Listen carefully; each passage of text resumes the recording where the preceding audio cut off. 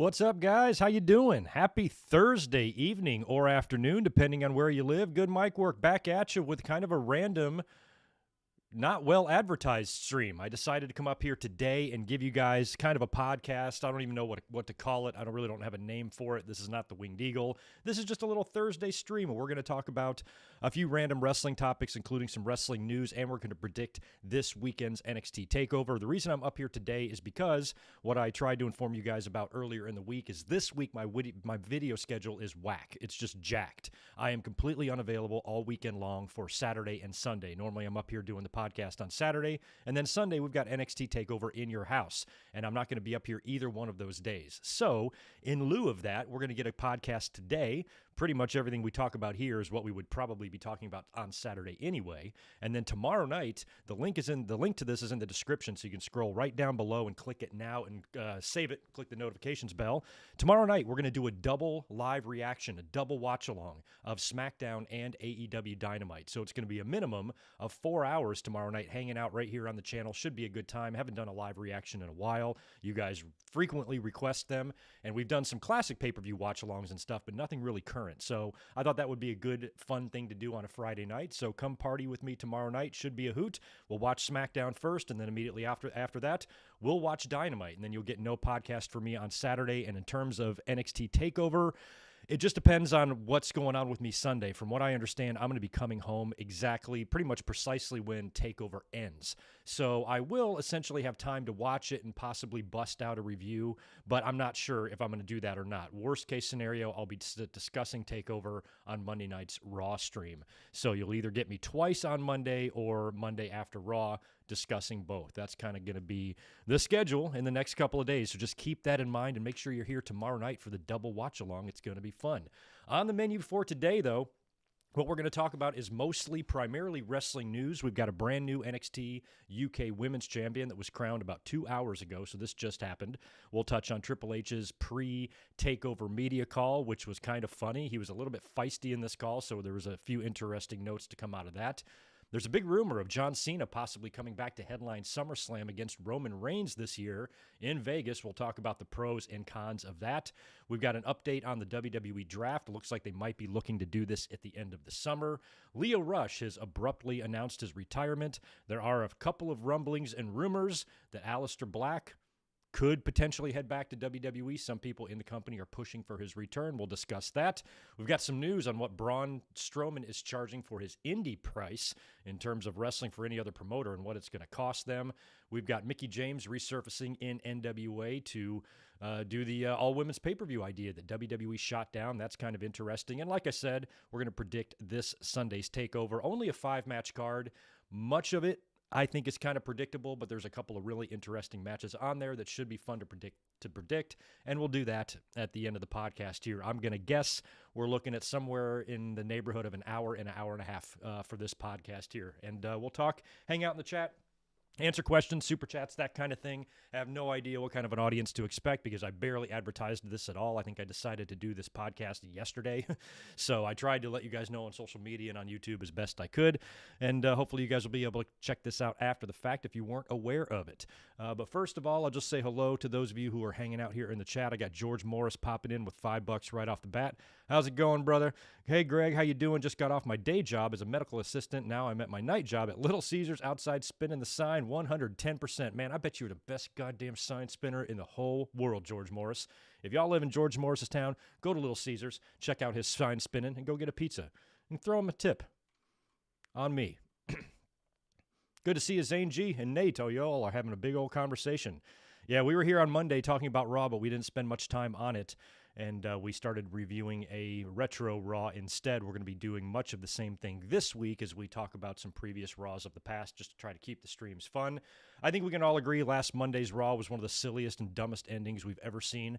I remember on Monday when we were streaming about it, or when we were talking about it during the stream, I acknowledged that it was stupid, but I think I'm just so numb to Raw being so overly stupid every week. Like, people are like, oh, good Michael, could you believe that stupid ending of Raw? I'm like, don't we say that every week? So, yeah, I guess kind of looking back, I really appreciated how really stupid it was and how shit like this just isn't going to fly with an audience there. And I guess that's why they're trying to get it out of their system now, I suppose. It doesn't feel like Alexa Bliss has been making the same impact as she was when she was with Bray Wyatt. And now the spin-off on her own does not seem like it's gone as well as it was going at first when she was with Bray and she kind of went through that initial transformation. That all felt really good, and I thought it was one of the best things in the company at the time. But ever since WrestleMania, it's like, I really don't know what's going on here. Now Lily is going to, I guess, get in the ring at some point in human form. At least that's what we're all speculating. And based on what we saw on Monday, it could very well turn out to be Shayna Baszler herself who becomes Lily as, you know, the lights went out and she screamed, and who knows. Who knows what they're doing there? It was ridiculous, and hopefully this thing just runs its course and they get this out of their system before the fans come back, because I know the fans are going to be happy to be back and they're likely to cheer everything at first, but that won't last. They will voice their disapproval, and I think that's one thing the fans really have to do when WWE comes back, is just not let them get away with any bullshit, because it's gotten really ridiculous, and WWE now has not had to worry in the last year or so about the live audience and their reaction to stuff. They've just been able to do whatever they want and make the Thunderdome cheer or boo whoever they want. Shit's about to change now, and it's about to get real, and WWE might find out what's really working and what's not when fans come back. So we're all looking forward to that, because hopefully this will, be the end of silly shit like this. A year and a half ago, when they first started, the cinematic stuff, the Money in the Bank at the corporate headquarters was intriguing. We appreciated them trying something different, but now it's, it's just getting a little bit stupid. So fans, come back and save us, please. Can't wait. But we are not here to discuss Monday Night Raw. The hell with Monday Night Raw. I got no idea what they have on tap for this week. Don't care. We'll be up here talking about it and spending very little time on it. And then we'll have some fun. We'll talk TakeOver and we'll talk Classic Raws, shit like that. Let's get into the news that I wanted to discuss here today. Let's start with brand new NXT UK Women's Champion was just crowned a couple of hours ago. Miko Satomura has defeated Kaylee Ray to win the title. I think Kaylee Ray had the belt, I don't know how long. It's been a while. So I guess it was she was ripe for a change here, and everybody seems to be very happy with that. So we got a brand new NXT UK Women's Champion. A lot of speculation that Kaylee Ray could head over to the main roster of UK, or the American UK, or RUK. I don't know what the fuck you call I'm sorry, RNXT, whatever the hell you call it over here. But there has been talk of her maybe moving out of NXT UK. So that could be set up here. Whether or not she gets a rematch or not on her way out, we don't know. But it'll be nice to see more of Kaylee Ray here. And we'll see what that leads to. But anyway, that is some news that just came in today, along with Triple H's media call. Now, they always do these, ahead of takeovers and after takeovers and shit like that.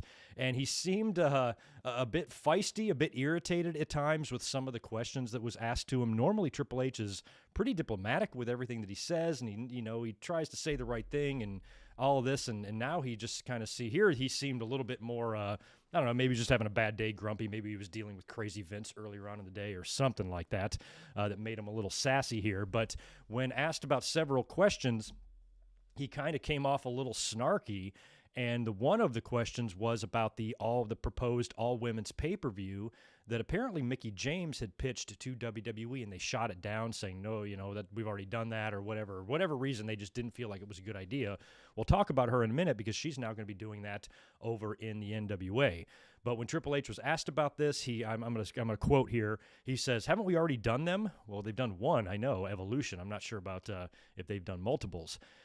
So I quote, "Haven't we already done them? It's a funny thing to me. Equality is equality. Equality is not, I want my own show. Equality is not, we have to have our own program. If I told you I was making an all-men's program and didn't want women on it, it would be criticized. I'm not saying that's right or wrong." That's kind of really crazy to me. That's like the argument of, why is there not a White History Month? Because you're a fucking idiot. That's why. So that's a really strange take by Triple H.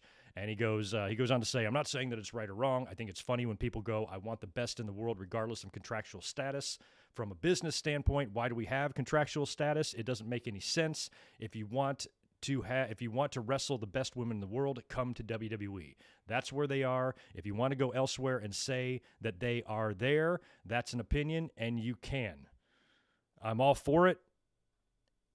Oh, God, I'm having trouble reading this. "I'm all for it, and one of the biggest drivers of it.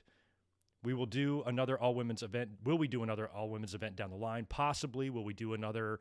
But it's not a must-have at the moment. I think we do an amazing job of displaying our female athletes. Is it perfect? No. Will it always be in flux? Yes. But we do a pretty good job. In my opinion, the best female performers in the world are in WWE, and if they're not, they want to be." Now, a couple of talents barked back on social media at Triple H, including Thunder Rosa and Deonna Purrazzo. And Thunder Rosa had the best response. Like, not only are the best wrestlers not just in WWE, they're just not in one country either. They're all over the place. It's a really I was surprised that Triple H actually said that, considering how many women that have been released recently that he worked closely with and I know had good relationships with. Is he saying they're no longer, worthy of being considered the best in the world? I think they are. I think one of the best in the world right now is fucking Serena Deeb. And she's not in WWE. And Thunder Rosa brings up a good point. They're not in just one company. They're not in one country either. They're all over the place. So it's kind of a really crazy answer here by Triple H, and I'm surprised that he got that almost irritated with the concept of an all-women's pay-per-view, especially in his own words, that they've done them before, and it was a big success. It's not out of the realm of possibility that fans would be interested in maybe WWE doing that again and having a second one. You had 2 one-night stands, which contradicts its name, one night stand, not 2 night stand, just like once in a lifetime, twice in a lifetime. You're not above doing things twice. You've done it all the time. So I'm surprised that he finds that idea almost like an offensive question. I'm like, it's a reasonable question. I think we've all asked ourselves that. We've talked about it throughout the months on the podcast here since the first Evolution that was a huge success. Who was on that? It was Ronda and Nikki, right? And then Becky and somebody, and they had the big closing spot there with the 2 champs and the entire women's roster. It was a beautiful moment. It was a great pay-per-view. So to want to do that again, I could understand the fans asking for that. So why Triple H seems to think that this is, such a controversial topic, I don't know. I think maybe he's just irritated about the situation with Mickie James and whatnot. Who knows? But not a very good answer there by Triple H. And I usually like Triple H's responses. I agree with Triple H most of the time. And I appreciate his vision in NXT. This is just one instance where I didn't really agree with his take at all. Meltzer was in on this thing, too. He had asked Triple H a question about why the NXT talent tends to suck when they come to the main roster. And again, he kind of goes off on another tangent here. He compares it to maybe like the NFL, guys get drafted and then when they make the main roster or they make the team, things don't work out once they get to the NFL. And sometimes they just don't translate from college into pro. Sometimes it's the coaching. Sometimes it's the talent themselves. Sometimes it's the creative. He acknowledged that it was it could be a lot of different things that leads to that, but then kind of transitions into putting a little bit of the blame on the fans, saying the fans tend to ruin a lot of their own fun, which I do agree with that. I don't agree with the way he's using it here as an argument, but in general, yes, I think we can all agree. We're on social media, we're on YouTube, we see the amount of ridiculous fuckwads that are out there. Wrestling fans go out of their way to ruin their own fun. I totally agree with that. But in terms of this specific question that Dave asked regarding the talent moving up to the main roster from NXT and stuff and why shit goes so sour for them, literally all of them, Triple H's answer was not acceptable to me. And apparently Dave got a big kick out of this. I'm only reading the transcripts here, so I didn't hear this, but you can find this. I know Fightful has the entire audio posted on their YouTube. You can check over there. But so I'm just basically reading the transcripts here, but apparently Dave got a big kick out of this answer, and it's Triple H saying, watch it or don't, which again, I agree with, but not as it pertains to this specific question that was asked. So he almost goes on to say a lot of stuff that in principle I believe and agree with, but I don't believe it applies to what we're talking about. It's like he was just kind of going off on a little tangent on the fans, which none of it was untrue, but Dave asked why WWE drops the ball so ridiculously hard with the NXT talent when they move to the main roster. Simple fucking question. The right answer, and what Triple H probably would like to say, is my crazy goddamn father-in-law is completely off his fucking rocker, and he's ruining his company from a creative standpoint and from a respect from the audience standpoint. He is ruining it. It has no credibility. There's no suspension of disbelief. It's awful. It's recycled. It's rehashed. It's redundant. It's overproduced. All of these things that are wrong, and no time, energy, and effort goes into an individual character or storyline with that much love, and that much just investment, because it's all just on a whim, and the old man changes his mind one day and just decides he doesn't want to do this anymore, or start and stops or whatever. More often than not, I would say it's the WWE's fault that these talents don't get over. Not every single instance is like that. There are some talents that Triple H is probably right, don't translate, but that's not the case with, somebody like Shinsuke Nakamura and God knows who else, and Samoa Joe and everybody else that they just fucking dropped the ball with and just never gave a chance. And that sucks. So he didn't really have a good answer for Dave here, just like he didn't really have a good answer about the all-women's pay-per-view. I thought both of his responses here were a little bit harsh, and he's normally somebody that I think kind of understands these questions as legitimate complaints or legitimate critiques. that exist and that everybody agrees and knows exist, even those within the company. And Triple H has never been one to bullshit himself. That seems to be the rest of the people in the company's job, especially Vince. And Stephanie's a lot like that too. She will bullshit herself to death. That we here in the WWE are so wonderful and we're so great and blah, blah, blah. At least Triple H understands stuff. So, I think he might have just not been having the most wonderful day today. So anyway, that was a couple of interesting tidbits that came out of that. If you want to listen to it, you can go check it out. What are y'all thinking about this Roman Reigns and John Cena possible main event match at SummerSlam? A lot of discussions about this. WrestleVotes was the one that kind of broke this story in a tweet, and it's something that has been circulating but prior to this tweet. It's just, now it's gained a little bit of steam now that they're talking about it because they tend to be somewhat credible. But they were tweeting out some speculation on John Cena and Roman Reigns, claiming that WWE wants this match as the main event. Still up in the air of whether or not they can get it, but internally I think that's what they want, and they're really trying to push this as a mega show. Now, of course, we know SummerSlam is going to be on August 21st, Saturday, first Saturday SummerSlam ever, and it's going to be in Vegas, Allegiant Stadium, huge crowd expected, 60, 70,000. I do think I saw the seating chart, and it did look like a good 30 or 40% of the building was taken up by the stage, but it's still going to be a massive crowd. My plan is to be there. I'm going to be there at SummerSlam. I'm going to be getting tickets for that as soon as they go on sale. So we'll be talking about some potential meetups and shit like that in the upcoming weeks and next month and stuff, but WWE is really trying to maybe make this their second shot at doing what they attempted to do at WrestleMania. Seemed like we just weren't quite ready for that yet in terms of fans being back full blown. They had that terrible weather luck, and now, having another shot at this where it can be full capacity. Sporting events are starting to come back to life. You're seeing audiences now. You're seeing people, a lot less people wearing masks and social gatherings. Now the vaccinations are happening, shit like that. I think this is going to be their first real big show back. Yes, they're going to have Money in the Bank and they're going to do some cities before this, but this should be a pretty mega show, and I hope that they do stack it with some awesome matches. The other big name, you would think, if these rumors are to be believed, and WWE really wants to go full blown and just pull out all the stops with this show, another big name is Brock Lesnar. So I think a couple of the big matches on most people's minds would be maybe Roman Reigns and John Cena and Bobby Lashley and Brock Lesnar. I also think these can be flipped around as well. I think there's a big story waiting with Roman Reigns and Brock Lesnar, even more so than Cena. So it's been getting a lot of people have opinions on it. And John Cena and Roman Reigns, while it's not my first choice for a main event, I'm certainly not against it because if you really, I think back in like 2017 or whenever these guys were working together, they almost like attempted maybe a torch passing. Cena was very honest with Roman Reigns, how he's not Cena. You've dropped the ball. You haven't done as good a job as me. They boo the fuck out of you, even worse than they booed me, and you don't handle it as well as me, and you don't have a fire lit under you, and all this shit that he said was almost, it was a little bit of work and a little bit of shoot, because John Cena was right about a lot of that stuff. Now, in the end, Roman Reigns won that battle, correct? Wasn't it No Mercy Night of Champions? I forgot when they wrestled. And Roman had beaten him, but it didn't have that mega match feel. It didn't have that John Cena versus The Rock type of feel, or Ultimate Warrior and Hogan. It wasn't anywhere near that. Most fans didn't give a shit about the match at all.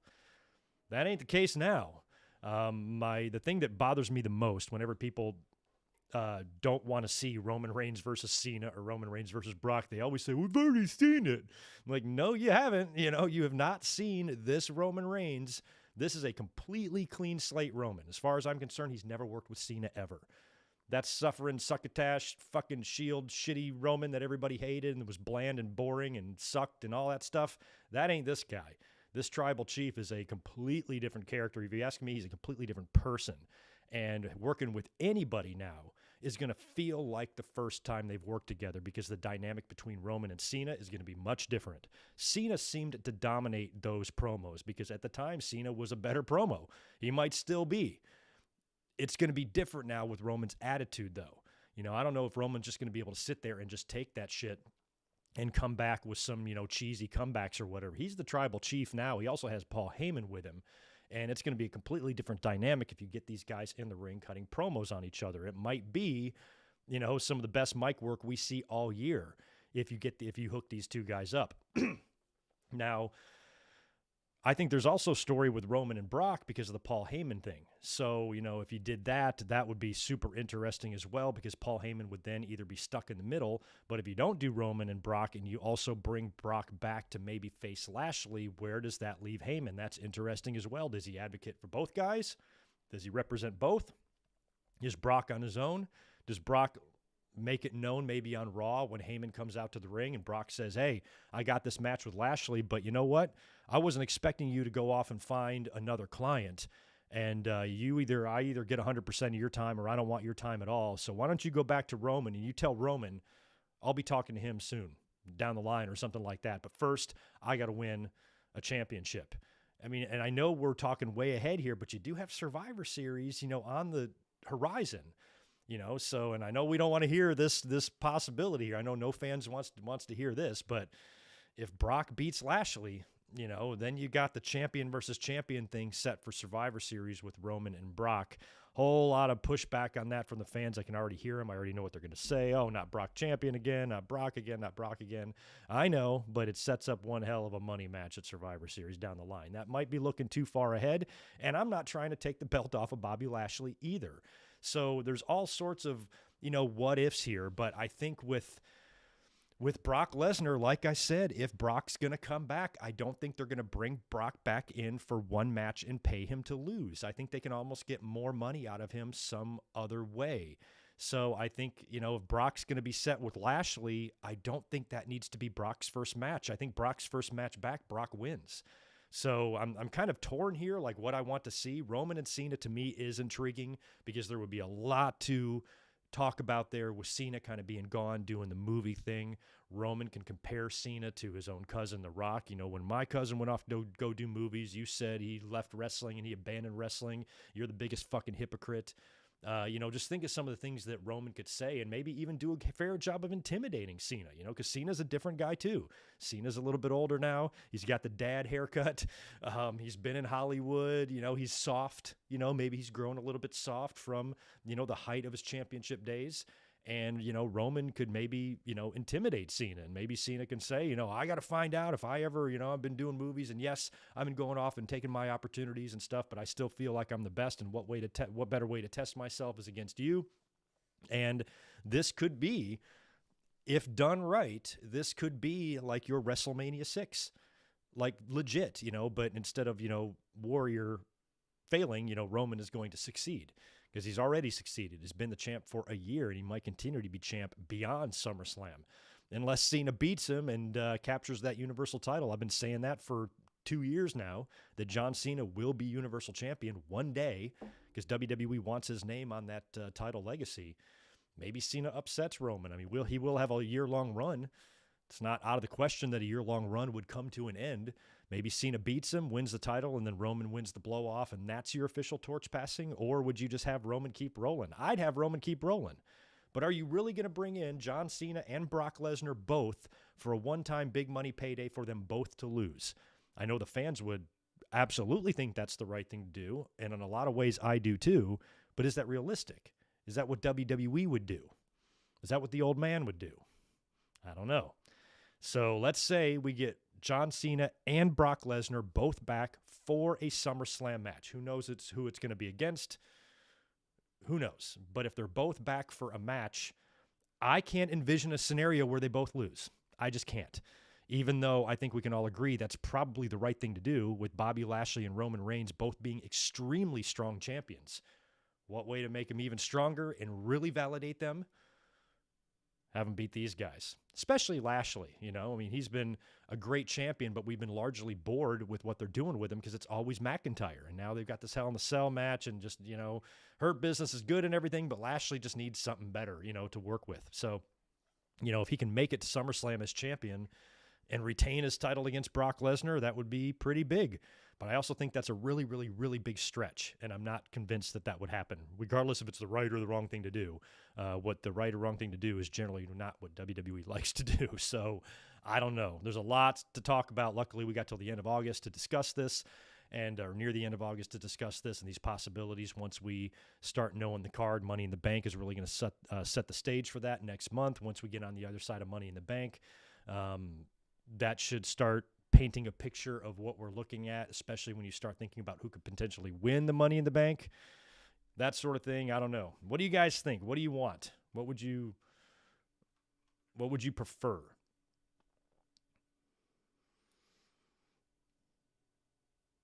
Save Brock for Mania, yeah, but then again, the crowd is back. The fans are back fresh. You're gonna want to pull out some big stuff, for the returning fans and stuff. And Brock Lesnar, in that setting at SummerSlam, it sounds like WWE wants to make SummerSlam just as big as WrestleMania.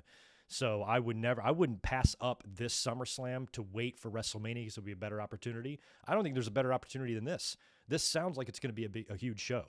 So if I'm WWE, I'm wanting them for this, not saving them for WrestleMania. I'd want them for both, to be honest, because WrestleMania is a long way away, Mr. E, so you could have them here for SummerSlam and then not bring them back again until WrestleMania. Maybe he actually does come in to do just a one-match deal. I don't know. But I just can't see it happening, Yeah, and Joey's Adventures makes a good point. Last time Cena was on TV, he just came back to do the match with Bray Wyatt, and he lost. He hasn't won in a long time. He's been off TV for a couple of years now. He needs to come back and do a feud. But I think a lot of that as well is more in Cena's court than it is WWE's. Depends on his movie schedule, what he's got going on, if he has the time to do this, if he wants to come back and do a 6-month stint and work with somebody, few pay-per-views, whatever, or work from now until WrestleMania. That would be great if Cena came back now in the summer, and then whatever he does, it wraps up at WrestleMania, and then he's gone after WrestleMania. I'd be more than willing to have that. I would like it, actually. It'd be nice to have Cena back for 7 or 8 months until next year's WrestleMania, until he leaves again. So if he's willing to do it, I think it all depends on that and whatever his schedule will allow and dictate. But I think now it's much different than the way it used to be. The ball is in Cena's court for this. He's going to come back and work what he wants, I would assume. Contractually, I'm not sure what he's obligated to do or if he has per year dates and shit like that.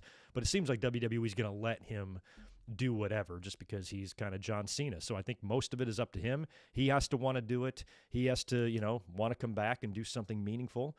And I'm sure WWE would want him back the minute he agrees to come back. I don't think it's WWE just keeping him off and catering until they have something for him. They'll have him back tomorrow if he wants to come back. So I think a lot of that is going to be on Cena. So we will see. I thought the same thing, Diamond Vibes. If you do get these two guys in the ring, although by then a lot of people might forget about the story, but if Reigns could call out Cena for his apology to China and the Taiwan comments and shit like that, there's a lot of stuff they could bring up. Bring up being a sellout, bring up being a hypocrite, all that type of stuff, and have this present-day Roman Reigns, throw that shit in Cena's face will be a hell of a lot more interesting than 2017 Roman Reigns throwing that shit in his face. So I'm all for that, man. I'm all for it. Let me get back up here and knock out some of these supers that I missed because I know there was a couple. There's Mr. E way up there at 1976. Thanks, you brother, for the $5. Here's to the tip jar, and thanks for everything you do. Appreciate that, man. I forgot to answer that one earlier on. Kevin with the $2. Alexa will get "We Want Wyatt" chants with fans. Yeah, she will, because a lot of fans want Wyatt. Where the fuck is Wyatt? We don't know. And they're not going to be able to hold him off for very long because the minute the fans come back, they're probably going to start chanting that shit everywhere because we're all wondering what the hell's going on with him and Keith Lee. Alex Dredge, appreciate the super chat from you as well, man. Thank you so much. Just want to drop a chat as I have missed quite a lot of streams lately, but thanks for everything you do. All good, man. Always good to have you here, man. Appreciate you joining us today. You might see more Thursday streams. I'm not sure. I'm trying to work out some scheduling changes on the channel and trying to think about things that might work better. So this might be a possibility more often, but I'll keep you all updated on that. Stay tuned. Yeah, Nate. Greg in Las Vegas, man. Barry MK still can't care about Roman and John. That's fine. I can. I'll care double for both of us, so it cancels out. Let's see. Spaz, thanks, brother. Good to see you in here. Thanks for the $10. Go subscribe to Spaz Phoenix's YouTube channel. Good stuff over there, especially with their NXT series. Double plug for my NXT Rewind series. Takeover 2014 review is now up. Holy shit, 2014. And Takeover Fatal 4-Way goes up Sunday before In Your House. Also predicting a Tegan Knox return. Oh, yeah. How's Tegan doing? I'm completely out of the loop on her physical situation. I mean, I know she's had the injuries. Has it been a full year since she's been out? Damn. Tegan Knox returning. So she'll show up in what? In one of those women's matches, I guess? Or I guess Raquel and Ember. Probably not even Raquel and Ember. Maybe the other one. Mercedes. I don't know where you bring her in. Just attacking Dakota Kai, maybe. Chris Ludecki, appreciate the 5 from you. I know people complain about Cena versus Roman, but WWE has no bigger stars, and it's not because they don't have the guys with talent to get over to that level.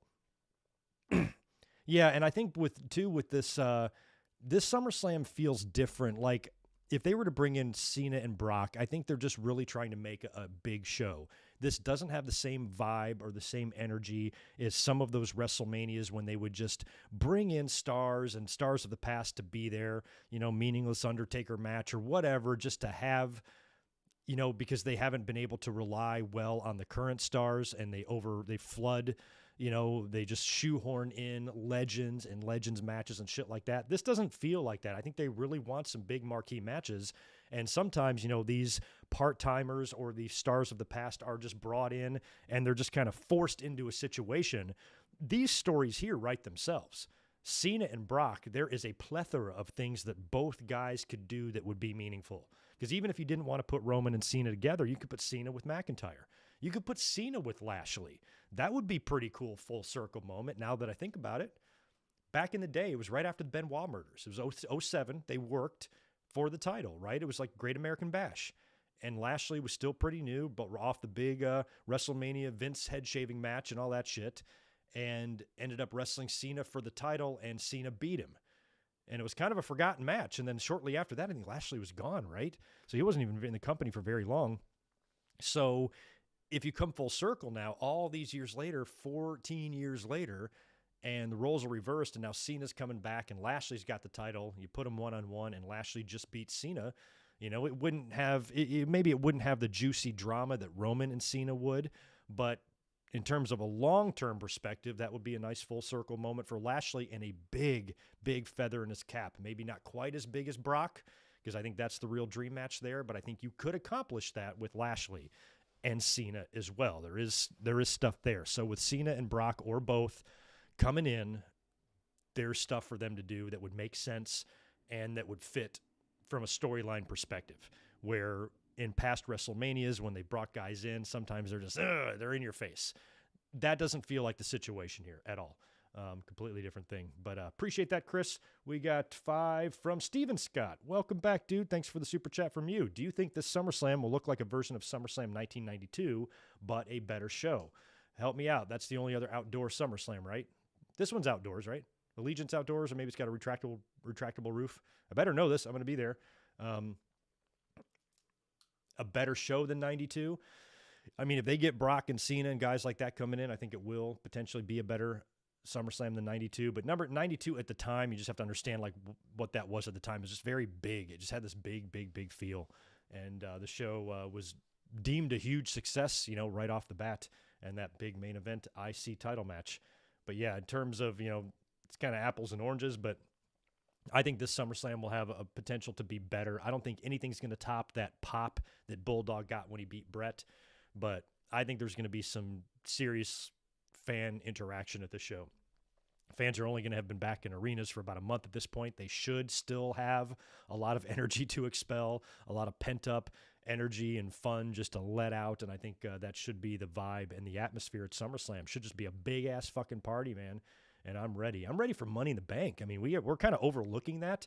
I mean, Money in the Bank is going to be a big show. It could very well have that 2011 feel to it, because 2011 was just so big, that Cena and Punk match, and there was so much at stake, and it was so dramatic, and that energy, the Gorilla Monsoon line, you cut it with a knife, you really could, cut it with a knife, especially in that main event. And I think this Money in the Bank has a potential to have that same type of energy with just an audience that's just jacked, happy to be back, and it should be a really just fun, a fun atmosphere. We saw that at Double or Nothing. I was really taken back by the wrestlers who were like Adam Page and others who would just come out, and I don't think they were expecting that type of feeling, from the audience, and they got that reaction. You could see they all just, about 4 or 5 of them got choked up coming through the entrance ramp because they were like, holy shit or whatever. I think Money in the Bank can have that same vibe. So WWE better pull off some really fun Money in the Bank winners here, because if they do some stupid shit like last year, give the fans are just back. Don't disappoint them on night 1. Let's give them some fun shit here. Right in the middle of the Money in the Bank ladder match, a bunch of carnage. All the participants are laid out on the outside of the ring. The lights go off. They're off for about 15 seconds. Everybody thinks it's going to be The Fiend. When they come back on, it's Aleister Black standing on top of the ladder holding the briefcase. It's mine, motherfuckers. I'm back. Cashes in at SummerSlam against the winner of Lashley and Brock. Oh, my God, something like that. That's how you make us happy. But knock on mouse pad there. Anywho, SummerSlam's interesting. We'll see how it all shakes out for SummerSlam and Money in the Bank. Fingers crossed, man. Adrian, what's up, dude? Appreciate the super chat from you. Hey, Greg, missed the last few streams. Keep up the good work, fella. I'm trying to, man. Sorry you couldn't be here recently, but I'm glad you're here now. Be here tomorrow. Big party at my house Friday night. Double watch-along, double live reaction. SmackDown first, immediately followed by AEW Dynamite. We're going to be doing that tomorrow. Keg and edibles provided, so just be here. Spaz Phoenix, $5 more coming in from you, dude. Thank you so much for that. Random wrestling question: which creative / dramatic crutch gets overused more, crying or bleeding? Oh God. Right now, crying in WWE, everybody cries. Natalya, oh my God, don't give up on your dreams and you'll win these worthless titles. These days, I don't think either one gets really overused. Maybe crying in WWE and bleeding in AEW. So I guess it would be different depending on what company or where you're working. $10 from Antoine. Thanks, dude. Good to see you. Good thing I looked at my Twitter for this stream on Roman Cena. I wouldn't mind Cena winning and that triggering a more ruthless Reigns or Lashley win. I talked about that just a little while ago because, Cena, when he's been back lately, he's been losing. So unless they're bringing him in for a one-off, same goes with Brock. Unless they're bringing him in for a one-off, if they're bringing him back to do something significant, that's going to be putting back-to-back losses on both guys. If either one of them lose in that scenario. So I think the fans just in their head, oh yeah, Lesnar should come back and lose to Lashley. Yeah, I know that sounds great, but you have to think about what that would mean and what Lesnar's been doing lately and stuff. I don't think that's what WWE would do with him. I think there's more money and more mileage if he kind of wins first and then loses, his next match after that, or maybe loses next year, wins this one, loses at Survivor Series, or wins this one, loses at WrestleMania. Something like that seems more along the lines of WWE's normal way of booking things. You know what I mean? So I think Cena winning would not be that out of the question. Cena's a fucking legend. He's really the only one really in WWE's universe that's really been compared to Hulk Hogan in terms of his character and just his longevity and shit like that. And Roman Reigns is ripe. I mean, come SummerSlam, assuming he's still champion, which I expect him to be, he's not going to have Ray beat him, and nobody cashes in on him prior to that. I think he's ripe. It's a year-long title run, so maybe he loses, maybe a cash-in happens at SummerSlam. I'd actually like to see that, do a cash-in at SummerSlam. That would be pretty amazing, especially if it came in a Roman and Cena match. But if Cena was able to beat him, I don't know if he beat him clean or if he beat him with some, maybe an Uso will fuck up or something like that, and it allows Roman to get the rematch and then win the belt back from him, and that would accomplish a couple of things. Number one, it would get the Universal title on John Cena, which he's never held, and will be the world title that I believe will break Ric Flair's record. So those are things that I absolutely expect to happen to Cena before he never wrestles again, whether it's this year, next year, year after, whenever, sometime before the age of 50. I think John Cena is going to win another world title and break that record. It seems like there's no way he can't. So is it going to be now? What's he going to come in and do? If he's coming back, like I said, if he comes back to work SummerSlam through Mania, that would be ideal.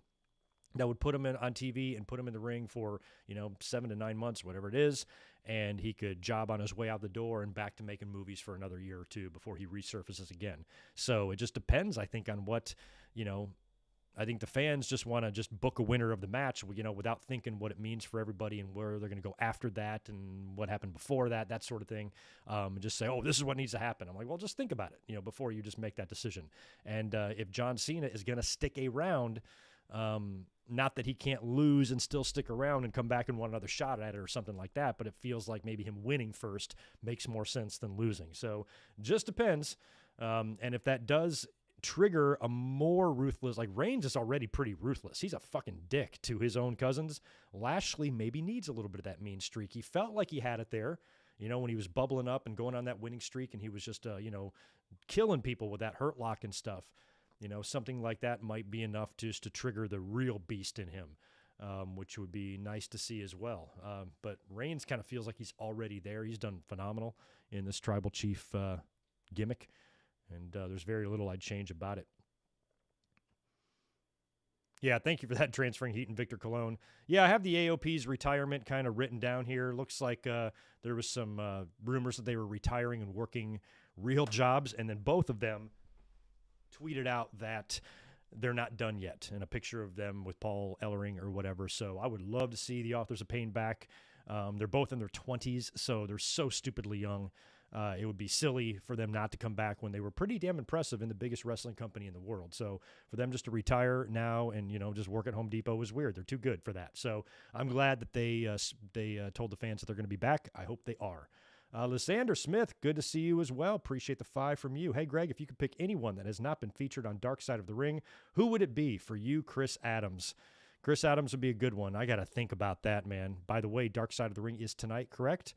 Dynamite Kid? Am I right about that? Yay or nay? Think I am. That one's going to be pretty bad. Probably not as bad as Grizzly Smith, but Dynamite's story is not pretty. Chris Adams is not pretty either. I don't know, doing one on Chris Adams. That would feel like just to do one of when they're starting to run out of ideas. It's definitely a doable episode because there's definitely some seriously gnarly stuff there, but I don't know.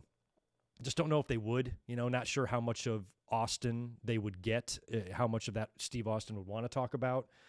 And I feel like he would have to be an integral part of that if they did it. Without Steve and without Jeannie, they would just really help the story. So it depends. Not sure. Matt J. Hendricks. So I got a bunch of super chats coming in. Let me knock these out, and then we'll finish up a couple of these news tidbits, and then we'll get into the NXT predictions. Appreciate the $10 from you, dude, very much. It was noted by Fightful Select that Sunday's event signifies WWE pushing forward with an expanded audience. This will be the largest CWC PC crowd since before the coronavirus pandemic hit last year. That's right. So TakeOver is going to have a little bit more fans there. They're still in the PC, though. They're still in the CWC, which is not a big arena at all. But they are going to have a little bit more of a fan experience there. That's good. I think that's going to be their home for now until, maybe things, get a little bit more relaxed in the next few months, maybe by the end of the year. But I think they're still going to be producing TV and their takeovers right there. At least that's what it seems like. And I'm glad that there's going to be a few more people in the audience because In Your House should be a pretty damn fun show. So that's all good. Yeah, I was aware of that, Matt. Thank you for it.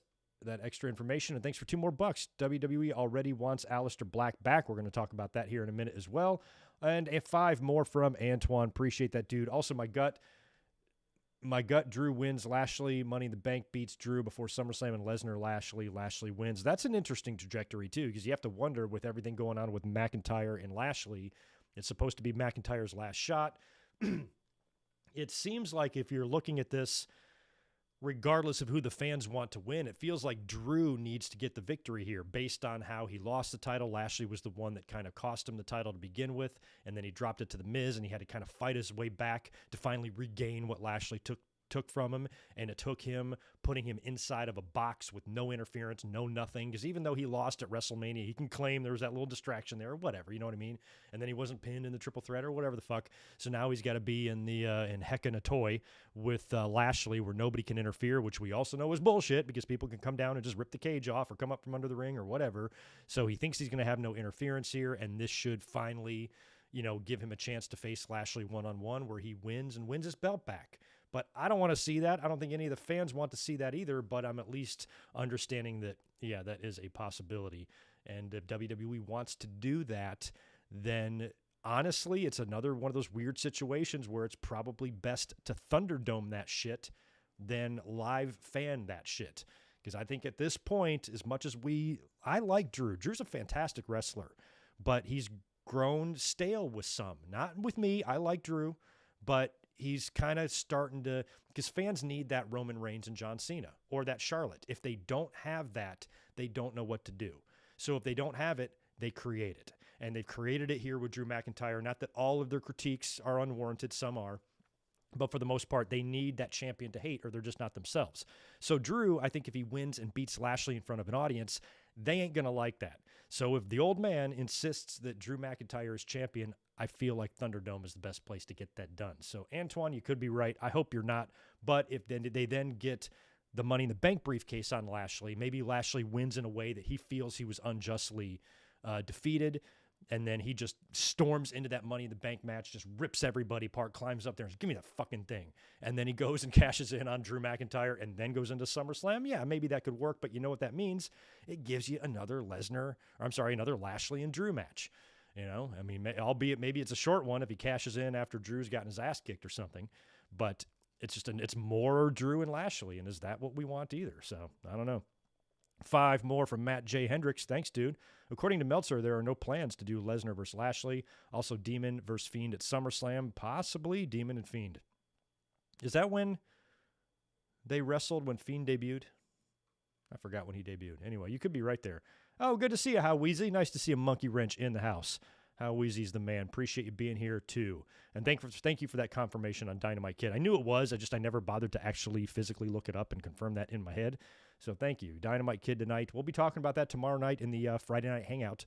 We'll be up here live reacting to SmackDown and Dynamite. So we'll talk about Dynamite Kid tomorrow night because I plan on watching Dark Side of the Ring tonight. Now that I've knocked out all those super chats, let's pick back up with the wrestling news because we still have to predict NXT TakeOver in your house, and I got to be done here in about 45 minutes. So we're going to wrap up the wrestling news now. The WWE Draft, according to Andrew Zarian of Matt Men Podcast, we've been mentioning his name a lot. I actually exchanged DMs with him this week, just saying, hey, dude, we've been mentioning you a lot on the podcast. He's broken some interesting news lately. He's reporting that the WWE is moving up the WWE Draft that normally takes place in October to late August. It's going to be August 30th through September 3rd. So it's a Monday through Friday. So August 30th is a Raw, September 3rd is a SmackDown. That apparently is when the WWE Draft is reportedly going to take place. No confirmation on that yet, but that's what they're saying. That makes sense that they would do. First of all, the draft is meaningless. I don't give a shit about the draft. I don't care what piece of talent is on what show. I don't fucking care. I think WWE is so ridiculous. The fact that they think that when things are bad, shuffling up the talent is going to make any bit of difference in the world. It's not. It's not about the talent. It's about your utilization of it. It's about your storytelling, your booking, all that stuff. I don't give a fuck who's on what show. But this is a good reset period, though, and I can understand them wanting to do it as early as they can into the fans coming back before they get too late into the fall and stuff. So right after SummerSlam, I guess the week after SummerSlam is when this will start. And they'll do a 2-day draft, and they'll start moving some stuff around. And I think, with that might be a good opportunity, depending on who's champion. That's going to be after SummerSlam, so there is really a legitimate possibility that Lashley and Roman, or both, one of them might not be champion. And they could move shows. They could also switch the titles again. They might move the Universal back to Raw and vice versa. They could do that. Universal title will be red again. Who knows? They could switch some champions around. They could switch some announcers around. And I think they'll probably also take this time to make sure they match up all of the couples, make sure Jimmy and Naomi are together, or Jay and Naomi, whichever one's married to Naomi. I've been mentioning for a while, last couple of weeks, I think Carmella will definitely move to Raw because Corey Graves is over there. Shit like that. So they'll probably try to align the talent that way and then maybe make some of the bigger moves that they might think might benefit the talent or the show. Like I said, at the end of the day, I don't think it matters, but it could be a good opportunity for them to give a really good hard reset right at the very end of the summer, and then boom, you're into your fall and winter months and you're stable, you're set, you're back on the road, your rosters are where they need to be. And just keep it all in place and stop shuffling shit around all the goddamn time. Everybody's been having pretty good things to say about Jimmy Smith so far as the head play-by-play guy on Raw. I think he's doing a really good job. He's a much better fit, much better voice. It just has a better energy around that role than Adnan Virk did, and so far so good. I don't think you need to fuck with that, so just leave it alone. Leave Cole and those guys over there, and leave what's-his-face over there, and just don't mess with that. Just keep it all good, nice, and who knows, maybe you can actually pull some good television out of your asses for the fall. So we'll have to see. But at the end of the day, and with the draft, I'm very anti-draft. I've always been very salty about the draft because I think it's meaningless, and I think it's dumb every time WWE decides to do one because it's mostly unnecessary. Eva Marie is going to be set to debut this coming Monday on Raw. Should be interesting how she debuts and what they're going to do with her. There have been some rumors that she's going to have somebody with her. The two big names rumored to be alongside Eva Marie acting as her muscle have been Mercedes Martinez and Piper Niven. Now, they might be moving over Piper from NXT UK. Mercedes has got a match on Sunday against Xia Li, which I'm certain she's going to lose. And she has already been on the main roster once briefly as a member of Retribution. So it might be a good way, since Mercedes has already gone down to Raquel. Xia Li is going to, eat her for lunch on Sunday. So it would be a perfect opportunity now, since she's kind of ran her course in NXT, being on the main roster, coming back, losing to some people. Now she's on the main roster to help back up Eva Marie. That could be a good fit there. So we'll see if she does, in fact, debut with somebody alongside her, and how long, how long it takes her to, get in the ring. I almost think, like, when I heard that story of her having Piper or Mercedes, it made me think of Britt Baker a little bit, because Britt Baker has Rebel with her and, kind of doing her dirty work and shit like that. So maybe they might be going in that direction with Eva Marie. I don't know. We'll have to see this Monday. Not too many people are all that excited about Eva Marie's debut, but we will find out on Monday how she looks, what she does, and what she's going to be like. Some sad news to report, as Lio Rush abruptly, the other night, I actually saw him tweet this. I was at work just scrolling through my phone. It was slow, and I'm just standing there.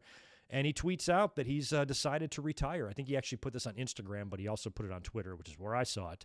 And he's decided to retire from wrestling due to another injury. This is a shoulder injury that he actually suffered at Double or Nothing. Somehow, in his 48 seconds in that Casino Battle Royal, he managed to suffer an injury. I think when he got eliminated, he landed on it funny or whatever, and it's caused him some pain, and it's a setback, I guess, that he wasn't ready for, and he announces his retirement. He told Tony Khan, who I think they were going to bring him in and do more with AEW. He said that he doesn't want to wrestle anymore. He does have some remaining contracted dates with New Japan that he's got to finish up once he's healed. He says he's going to do that, and he's going to retire. So we wish Lio Rush the best of luck. I was happy to see him back. I thought he's done great since leaving WWE, and he's been wrestling a lot, doing what a lot of guys do when they leave the company, going out, making a name for themselves, and trying to build their stock back up to a potential maybe return down the line to the company. That's kind of what I thought he was going to do here, because he's so ridiculously young,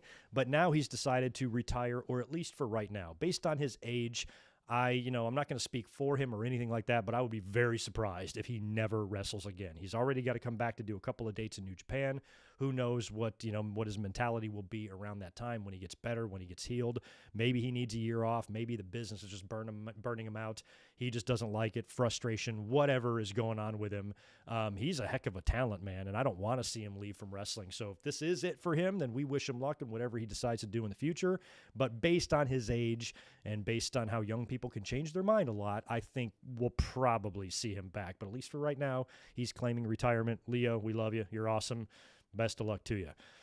There's also been some rumblings about Aleister Black. Of course, he was one of the big names that was released a couple of weeks ago that sent shockwaves through wrestling. Holy shit, the biggest name on there being Braun Strowman, but another really surprising name was Aleister Black, because they had just brought him back to TV, spent a lot of money on those vignettes, on the animation, on the new music. Debuted on TV, attacked Big E, 1 week later released. What the fuck, WWE? And apparently there are some people in WWE that have had that same reaction as us. What the fuck, that was kind of dumb. And I guess some are pushing and advocating for Aleister Black to be brought back to the company. Don't know why, don't know when or if this is even possible or how it's being received backstage, but some people are pushing for his return. And maybe they're trying to get Vince and other people in WWE to realize that this particular release was a mistake. Because one thing about Aleister Black, he seems like an incredibly easy guy to work with. He seems like professional. Everybody likes him. He gets along. He's open-minded. He's cooperative. He's the model wrestler. He's the model employee. he's done some interviews. He was on Oral Sessions with Renee Paquette, and he was on, I think, Zelina's stream, talking a little bit about WWE, some of the circumstances surrounding his release. He's been incredibly diplomatic about the whole thing. He's been, putting over his time in the company and talking about the people that stood up for him, and, Paul Heyman calling him, and conversations he's had with Vince, and Vince was a fan, and Bruce was a fan, and a lot of positive things despite how badly he was used. I mean, he does not seem as bitter as he should be. For me, I'd be extremely bitter, especially the fact that this guy went undefeated for a year and WWE didn't even notice. Didn't even notice. We noticed. We had to tell those idiots that you got a guy that hasn't lost a match in a year. They had no fucking idea because they don't care. They don't give a shit. They are the laziest. From a creative standpoint, they are the laziest in all of wrestling. I mean, it's the laziest shit that they do. And I feel like he should have much more harsher feelings towards WWE than he does. So maybe this is something that he can even sense. Maybe he feels like he can be brought back. Maybe he feels like he can be brought back down the line. And now with the reports of people pushing for his return, if this is making the internet, then it's probably making Aleister Black's phone as well. People are probably text messaging him, hey, hang tight. We try to talk to Vince. We try to lean on Bruce a little bit, lean on Triple H, talk to some people, see if we can get you back in here. That's possible. And maybe he's like, okay, if I'm Aleister Black, I'm not wanting to go back there because everything they've done with me has been a disappointment. He's been vocal about that, about his start and stops, about how he literally is like, I don't know what I'm doing wrong. You guys just start shit and then you stop it. You brought me up to the main roster. You didn't do shit with me. And all of that's true. So for him to be able to come back there and for him to want to come back there, are you sure, dude? Because who's to say they're not going to bring you back and just pick up right where they left off doing dick with you? So if any of this is true, and if there is a chance that Aleister Black could come back to WWE, if I was him, they're the ones that released him, so the ball is still in WWE's court in terms of negotiations. But if I'm Aleister Black, and I'm not, I'm Greg, but if I'm Aleister Black, I'm insisting that they give me some sort of assurance that they're not going to fuck with me this time because, look, I'm not getting any younger. I'm not going to sit here and eat steak for 5 years in the back. I need to be out there. I need to be doing something significant. You guys need to assure me that you're going to actually follow through from a creative standpoint in my storylines, in my characters. If you can give me that assurance, if you can even write it into my contract that if you stop doing shit with me, I can leave, then I'll come back. I'll even take a pay cut. All I want to do is something significant. If I'm Aleister Black, I'm asking for at least that. But I'm, like I said, I'm not Aleister Black. We don't know what the situation is there. So it's at least comforting to know that people internally inside of WWE know what a ridiculous release that was and how little sense that made. And at least maybe some people are kind of pushing, hey, we should bring this dude back before he goes off and becomes the biggest star in the world somewhere else. So that might be a stretch, but I think Aleister Black is incredibly capable, and he seems like the exact type of guy that you would want in wrestling in terms of being able to work with and, his professionalism and what he can do in the ring. He's fucking awesome. So we'll see. Maybe him and Zelina are back, because Zelina Vega was rumored to come back, to be back. She was at the PC filming some stuff, and then when Black got released, it seemed like that wasn't going to happen now, and maybe they both turn back up. But if Aleister Black doesn't come back to WWE and he's gone and he stays gone and he resurfaces somewhere else as Tommy End in AEW or whatever, I would love to see Zelina Vega show up there as well. And I think they have already set the stage for that with Andrade's lackluster debut on AEW being brought out there by Vicky Guerrero. If he wanted to replace Vicky, Andrade could kick her to the curb. Hey, you've done nothing for me since introducing me. The fans didn't fucking care, and I'm a star, and I should be, viewed as one, or I should be treated as better, or whatever. Gets mad at Vicky, kicks her to the curb. Out comes Zelina Vega to be his new manager, new valet, whatever. Might be a fun pairing over there in AEW. We'll have to see. But if Aleister Black comes back, it would be cool to see what they were going to do with him. That new music, he played it, sounded pretty cool. Sounded like they spent some money on him, so it's just ridiculous that they would be willing to flush that money away that they already spent, just to release a guy that apparently is just the model employee and everything you would want in a talent. And they let him go. So discouraging, especially I would think if you're a young wrestler and you aspire to be in WWE. Doesn't matter how hard you work, doesn't matter how good of a person you are. Jackson Riker is going to get a babyface push over you.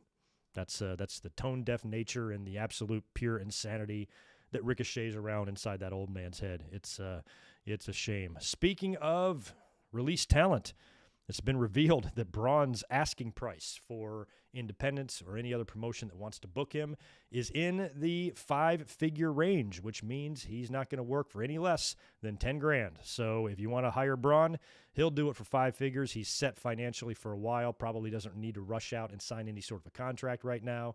He might take some time off, do some meet and greets, shit like that, and come in and work a couple of spots here or there for a big payday and not necessarily jump right over to AEW the minute his no-compete ends. We'll have to see, how long it takes Braun to resurface, but he might just want to enjoy his time off for a while. And if that's the case, best of luck to him.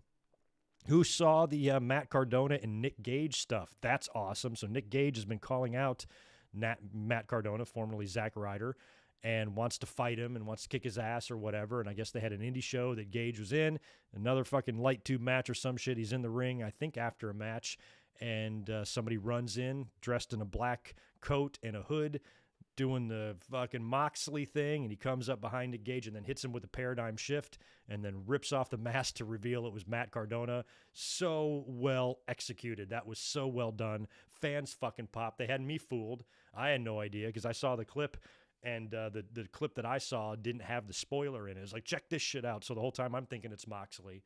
And that's so perfect because this is going to be a really kind of like interesting independent feud because Matt Cardona, Zack Ryder kind of like represents everything that probably deathmatch wrestling fans hate and despise. The sports entertainer, the spray tan, muscle, pretty boy, you don't want to get my hands dirty type of thing.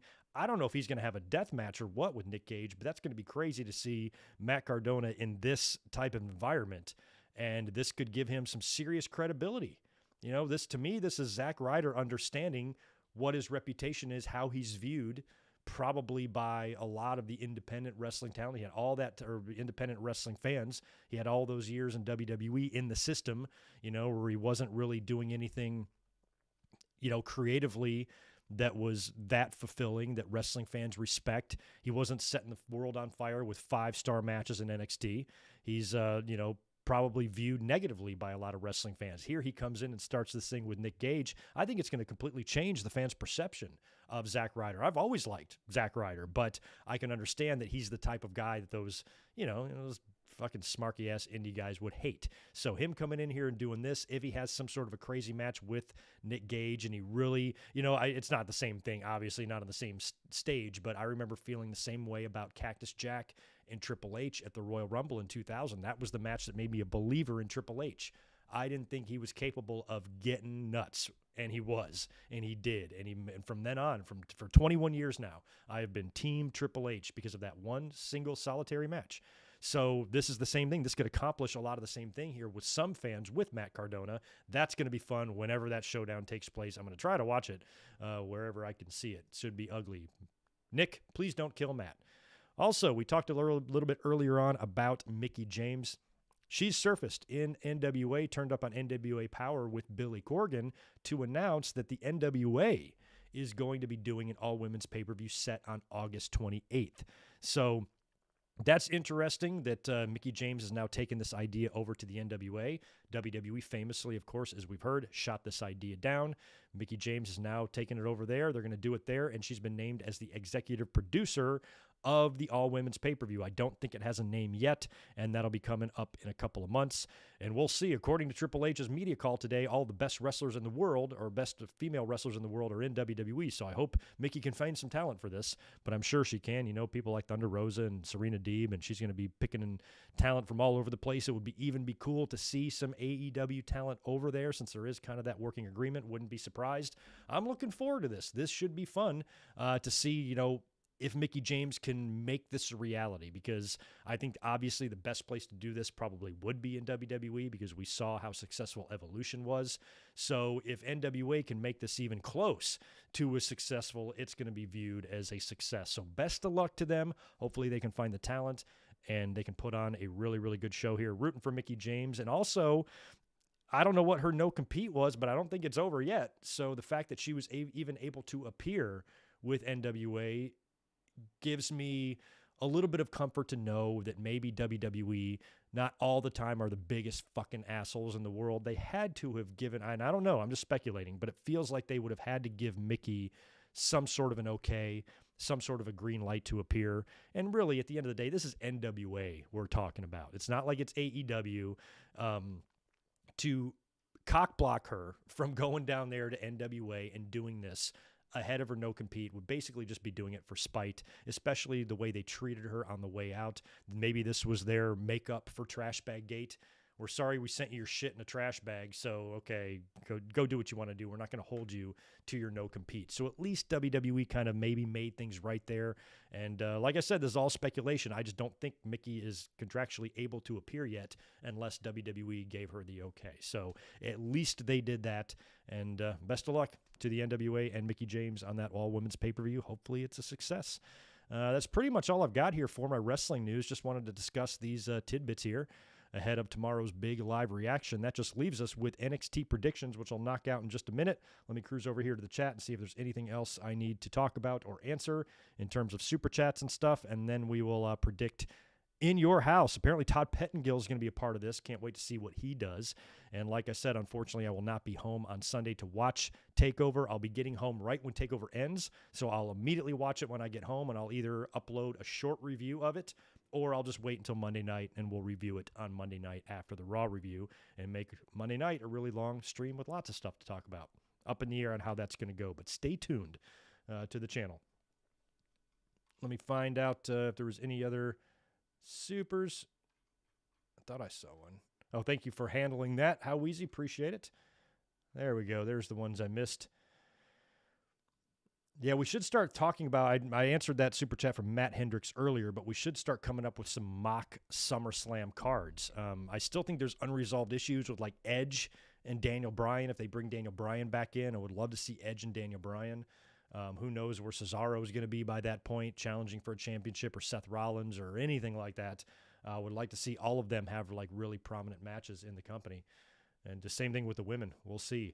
Zane G is back with $20. Thank you so much for that, dude.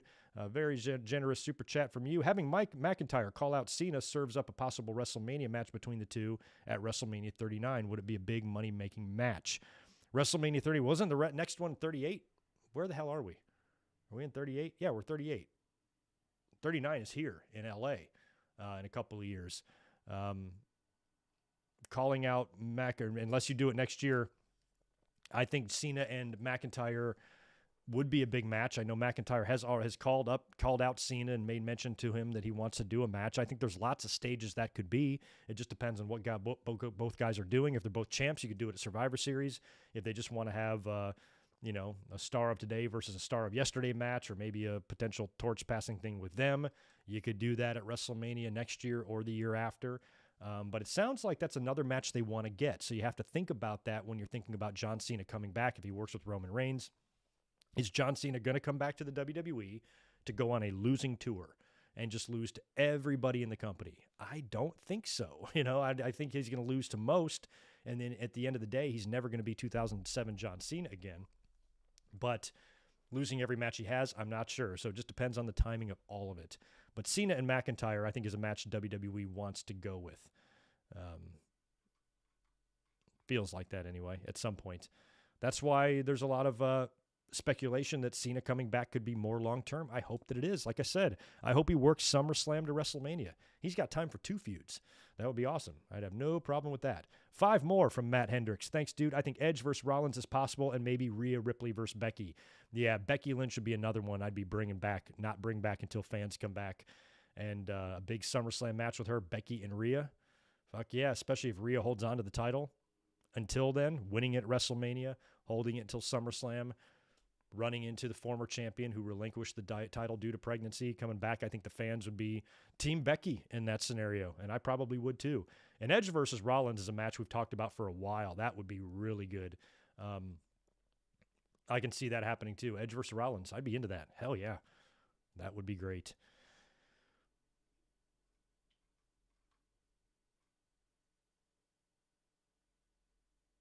Oh, good. How Weezy's on lunch, and he's policing this shit. Happy that you're here, dude. Thank you. Crush, the wrestling champion. I'm doing great, man. Hope you're doing good as well. If you guys don't mind, smash that thumbs up button for me. I would appreciate it. And don't forget, we're going to be here tomorrow night reacting to SmackDown and Dynamite because I will not be up here this weekend for my normal Saturday and Sunday streams. So things are a little different this week, but I appreciate you guys always paying attention and always being here. Very nice of you. That pretty much leaves us with NXT predictions. It's not going to take us long to get through these because a lot of these, there's only one match that I was a little bit on the fence about, but I'm almost still pretty confident in that match too. I have a feeling I'm going to get all of these matches right on the pay-per-view, and I think a lot of your predictions will be the same as mine. It's only a 5-match card. We do have technically, I guess technically we have a lot of title matches. We have like 2 title matches in one, and then we've got a championship that's not really a championship that's also on the line. So there's championships out the ass here. There's more titles on the line here than there are matches, which is weird that it actually works out that way, but it does. But the only non-title match in this whole deal is Mercedes Martinez and Xia Li. We speculated on Mercedes Martinez earlier on that her and Piper Niven are both kind of rumored to maybe be paired with Eva Marie whenever she turns up on the main roster. So Mercedes has already been put down by Raquel Gonzalez. She ain't going to beat Xia Li here. And if she loses, what do you really have left for her to do in NXT? Might be a good chance to take her back to the main roster, try again with her since the Retribution shit didn't work out. But in the end, of course, I'm going to pick Xia Li over Mercedes Martinez. I'm loving Xia Li and the storyline. Apparently Triple H in the media call said that this was a Jeremy Borash idea, everything going on with her. And it's pretty good. It's really made her credible. It's made her feel like a badass. I like her. She's almost like a more vicious Asuka. And I just really hope they build her kind of like they're building Karrion Kross, in just terms of just being really dominant. And I would like to see her, maybe be the one to take the belt off Raquel Gonzalez one day. I don't know. But she's definitely beaten Mercedes Martinez, or maybe Xia Li will take it off whatever babyface beats Raquel is what I should say. But in terms of this match, Xia Li all the way. We've got a 6-man winner-take-all tag team match. Bronson Reed, current North American heavyweight champion, teaming up with the NXT Tag Team Champions MSK to take on Legado del Fantasma. Winner takes all. So I'm guessing here that if for example, if the heels win, Santos is the North American champion and Mendoza and Wild are the tag champs. But what if Mendoza pins Bronson? You know what I mean? It's going to be weird, but I think that's the way the belts are going to go. But I'm not picking the heels anyway. Here, I'm going to pick the team of Bronson and MSK. Bronson Reed, I would keep running with. He just won that title from Johnny Gargano. And yeah, you could have him take it. You could take it off of him here without having him lose, but still, I wouldn't do that. I'm going to keep the titles on all the baby faces here, and I think Bronson and MSK are going to retain. Although our MSK really baby faces, seems like they've been getting negative reactions from the crowd sometimes. But they're going to win, I feel like. But that's the one match that I suppose I could be on the fence with. But yeah, it's got to be Bronson and company I'm picking there. NXT Women's title on the line. Another extremely predictable match. Raquel Gonzalez defending against Ember Moon. Ember, I think, hit her with the Eclipse on last Tuesday on NXT. Raquel is a monster. I would continue pushing her as a monster. I am not taking the title off of her right now at all. And I think Ember Moon is simply a good, credible former champion for her to face and for her to beat. It's going to be a good quality opponent for Raquel Gonzalez. Ember's going to give her a great pay-per-view match, and she's going to put the champ over. So that's what's happening there. Raquel retains over Ember Moon. The $1 Million Championship is on the line. Ted DiBiase was on NXT on Tuesday. They were kind of promoting this as he was going to maybe choose which guy he wanted to represent. That's kind of the way they were making it seem. But you knew once he got in the ring and he called out both guys, Grimes is out there with all his money, and LA Knight comes out, and he's kind of got the podium there, and you could tell something was going to happen, and, it's like, oh, shit. And I even thought, I'm like, is the $1 Million belt under a tarp on that podium? It turns out that it wasn't, but he did wind up bringing it in the ring after the fact when he announced that the match between Cameron Grimes and LA Knight at In Your House is now a ladder match. And as soon as he announced it was a ladder match, we knew, because, well, what the fuck are you going to hang up there if it's a ladder match? We know what that's going to be. The $1 Million Championship belt. They brought it in a briefcase. DiBiase was accompanied by two I don't know, like those armored trucks you see out front of the grocery store. Those two guys, like bank vault drivers or whatever the fuck they're called. And they got the big security with them. The briefcase is locked under lock and key, and it's thick and it's bomb protected and all this. And they open it up, and there it is, the $1 Million Championship. $1 million of gold and diamonds will be suspended above the ring. And LA Knight and Cameron Grimes is now a ladder match. Now, again, I still don't know what this really means. Triple H today was asked if the $1 Million Championship is going to be defended on a regular basis, and he didn't elaborate on that, probably because they don't know yet. And you look over in AEW, they got the FTW title. So this could be, like NXT's version of that. They brought in the $1 Million Championship a couple of times before. DiBiase, of course, had it. Virgil beat him for it before DiBiase won it back, and then years later they put it on Steve Austin for a short stint. So I think the winner of this will only be the fourth $1 Million Champion, correct? If memory serves, I don't think anybody else has won this title. So who do you think should win here? Should it be Cameron Grimes or should it be LA Knight? Now, LA Knight, Grimes has got all the money already. He's going around flashing the $100 bills. He's lighting cigars with $100 bill, burning $100 bills. He's passing it out as tips to all the valets and all the ring crew guys and all that shit. And they're also making it known in the storyline that LA Knight doesn't have this kind of money. He's not like poor, but he doesn't have like a ton of money. He's not as rich as Cameron Grimes. And when you think about the types of people that Ted DiBiase has represented in the past, LA Knight is like tailor-made for Ted DiBiase. LA Knight is like tailor-made for the $1 Million Corporation type of shit. He even, kind of patterns his promo style a little bit like The Rock and Stone Cold Steve Austin, and Austin was with DiBiase for that time. Plus, LA Knight, looks better. He's in better shape. He's got that more like look of a star, and he tells you so.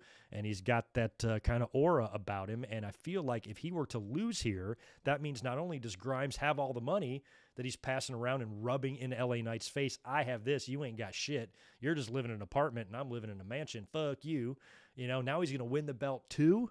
I feel like it's got to balance out. I feel like when LA Knight will now grab the championship belt, which will then probably facilitate more opportunities for him and more money and translate into more fame and wealth for Knight. And now he can be a little bit more on equal footing with Grimes, and Grimes can maybe transition being a full-blown babyface.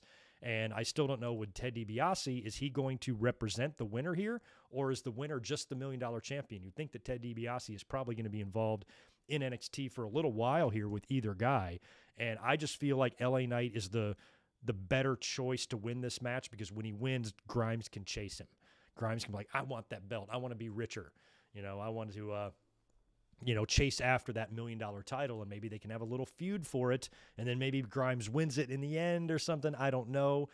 Could be possible there, but I think in terms of this match, to get LA Knight over a brand new guy, Grimes is already over. He cracks me up. I fucking love him. This is an extra prop that I don't think Grimes needs, or I think it would be do a little bit more for LA Knight. So I'm going to predict LA Knight to beat Cameron Grimes in the ladder match, become the $1 Million Champion. Where they take it from here, I don't know, but I hope NXT makes the $1 Million title better than the FTW title. I think that's what their goal should be, and I think that's what they can do, because I think the $1 Million title is awesome. First time I laid eyes on it was 32 fucking years ago. So I remember the vignettes. I remember watching on TV when Ted DiBiase went into the jeweler to have the belt made. And the guy was telling him, he's like, all right, well, here's the leather strap. And he's like, no leather strap. I want gold on the front, gold on the back. I don't want any leather. I want this thing to be made specifically, precisely from gold and diamonds only. And that's when they brought out the big heavy thing. I've never held one of the replicas. I don't know how they hold up. They seem like they'd fall apart a lot, but it's an interesting looking belt, and it's one that's had a lot of history in WWE. So to bring it back and put it on a modern, new talent in 2021, pretty cool. Nothing against it. Pick an LA Knight to be your new $1 Million Champion. That leaves us with the main event. Fatal 5-way. Karrion Kross defending the NXT Championship against Adam. I almost said Michael Cole. That would be some fun shit. Oh, yeah. Put Kross and Michael Cole in a cage match. Please do that on TV quickly. Karrion Kross defending the NXT title against Adam Cole, Johnny Gargano, Pete Dunne, Kyle O'Reilly in a Fatal 5-way.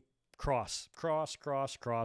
I really like the way Adam Cole got in his face last week. I mean, Cross is 3 times bigger than Adam Cole, and Cole's like, dude, I'm so much better than you in the ring. I'm not scared of your size. Fuck you. I'm the man. Really trying to goad him into a match, which was brilliant because you saw Regal come out from the ramp. He goes, stop it, Adam. I know what you're doing. You're trying to convince him you're trying to goad him into a title match and giving you one or whatever. I know what you're trying to do. And then Cross, ever the badass, tells Regal, hey, you know what? Since all these fuckers want a shot at me, give me them all. I'm going to show you how badass I am. I'm going to fuck all y'all up. Give me all 4 of them. And Regal's like, okay, it's done. Fatal 5-way. So Cross has voluntarily here put himself in in an uphill battle. He's voluntarily put himself in a situation where the deck is immensely stacked against him, and he's doing that with confidence, which is awesome. I think NXT is going to treat and book Cross properly. They're doing him right. They're making him seem like a badass monster. I feel like he's definitely going to retain the title here. Even though WWE has got they have a whole bunch of situations here where they can take the title off of Cross without beating him, but I don't think they're going to do that. I think this is going to be a good way for him to retain and just knock out a lot of these talents at once. It's a good opportunity to showcase him as a monster, especially if he stands over 4 carcasses at the end of the show and holds up the title. I don't know if it's going to be that far, but it's probably also going to set up something one-on-one with somebody here too, namely Adam Cole, which would be awesome to see Cole and Cross face after this. Because even though there's a big size difference, who cares? Diesel and Shawn had a big size difference. Brock and half the people he wrestles has a big size difference. Those matches can be good. And I think Adam Cole could give Karrion Kross the best match of his career. So far, Finn Balor has done that. Same deal. Finn Balor's much smaller, can bump around for a Kross and really make him look like a badass. Cole can accomplish the same thing. And if this victory here by Kross leads to a rematch one-on-one between Kross and Cole gets put down kind of decisively by Kross, that'll elevate him even more because Cole had such a successful run with the NXT title. He was NXT, had that year-long run, whatever it was. He was dominant. So for him to be put down so hard by Kross like that will really be saying, oh, wow, that guy was the face of NXT for a short time, and Kross beat him handily. So I think they're going to continue that road with Kross. Of course, none of this means anything because as soon as Karrion Kross gets moved up to the main roster, they're going to fuck him up. But for now, it's a pretty badass presentation with him and Scarlett, and I'm glad that he's champ, and I don't see any reason to take the belt off of him here. So the question now is if they do a deal where he just barely escapes this match, or if he wins, with a stamp, kind of like when he beat Legado del Fantasma. It was like the same thing. He beat Santos Escobar, but essentially it was a 3-on-1 handicap match, and he beat him handily. So, they're going to do a lot of stuff here since most of these guys are all pretty small. They'll definitely do a deal where they're all on top of them, and then they'll push them all off, and they'll go flying in all different directions in the corner. I guarantee you they're going to do that spot. So, in the end here, it just seemed it would be silly to take the belt off of Kross now and in this type of match. Either one of these guys that he's facing, absolutely, I'd put the title on any of them, especially Pete Dunne, especially Kyle O'Reilly. I would love to see them groom Kyle O'Reilly to be the guy to beat Kross down the line. I think they actually might do that, but no time soon. I'd let Kross just run with that for a while. The longer you keep him away from the main roster, the better, and let him have a dominant run. Take the belt off him next year to take over before WrestleMania, if it was up to me. We'll see if WWE can actually hold out that long with him and have him just mow down anybody, but that's a long way away, and he's probably going to run out of challengers by then. Bronson Reed is another guy tossed around that fans have said, oh, Bronson Reed might be the guy to beat Karrion Kross. That kind of surprised me, but WWE does really like Bronson, and I'd be into that. I'd also be open to Walter. Give me a Kross and Walter match. Oh, my God.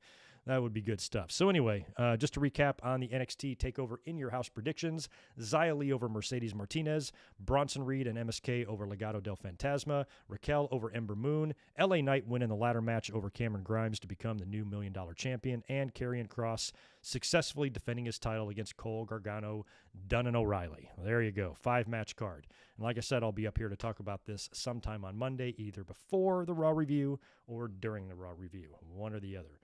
So that is going to wrap it up for all my news, my predictions, that sort of thing. I'll cruise over here to the chat, see if there's any more questions to be answered or anything else to talk about, and then I'm going to be heading out of here and getting to work. Matt, 777 Matt, you're right. Cole versus Cross, a singles match, please. We're going to get that. I think this match will lead to that. It'll be one thing I know for sure is Cole won't get pinned here. It'll be somebody else, and then Cole will get in his face, and then they'll do probably a TV match. Instead of holding it off to the next takeover, it'll probably be like, in 2 weeks, we're going to have a main event. Karrion Kross defending the title against Adam Cole. That's definitely what I feel like they're going to do on an upcoming episode of NXT, and would love for there to be as big a fan presence there as possible when that match happens, especially since you're probably going to put Kross over in that situation. It'll be Finn Balor as a face or Damian Priest as a face to win Money in the Bank. I'd be into Finn Balor. Damian Priest, I wouldn't be. I like Damian Priest, but I don't want him to win Money in the Bank. It doesn't seem fun. It's not fun enough for me. Balor would be fun. Aleister Black would be fun.